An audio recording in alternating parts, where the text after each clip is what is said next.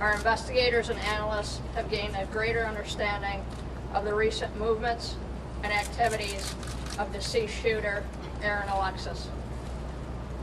As is already known, Alexis was employed as a contractor for a private information technology firm.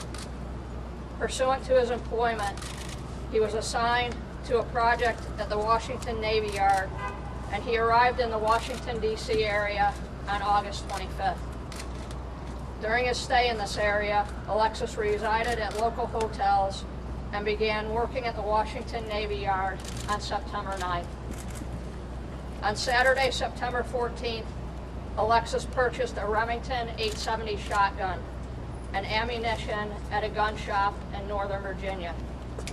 On the same day, Alexis also purchased a hacksaw, among other items, at a home improvement store in Northern Virginia. On the morning of Monday, September 16th, Alexis arrived at the Washington Navy Yard and entered a parking garage at 7:53 a.m. in his rental car. As we advised last week, he had legitimate access to the Navy Yard as a result of his work as a contractor, and he utilized a valid pass to gain entry to Building 197 at 8:08 a.m.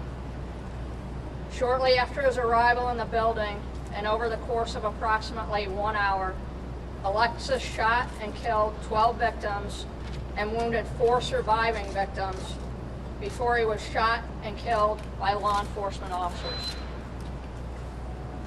Investigation to date has determined that Alexis acted alone.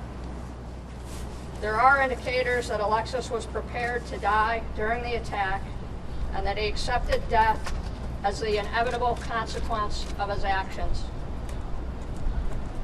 There is no indication to date that Alexis was targeting specific individuals.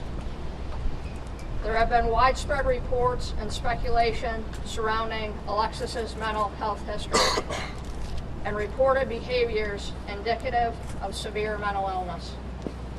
As we seek to better understand his pathway to violence, we will continue to explore his background and motivations, including his clinical history. At this point, I can confirm that there are multiple indicators that Alexis held a delusional belief that he was being controlled or influenced by extremely low frequency, or ELF, electromagnetic waves.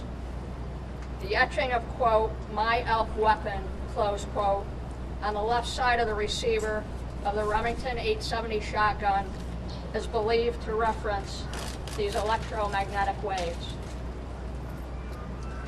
In addition, a document retrieved from the electronic media stated, quote, "ultra-low frequency attack is what I've been subject to for the last 3 months. And to be perfectly honest, that is what has driven me to this."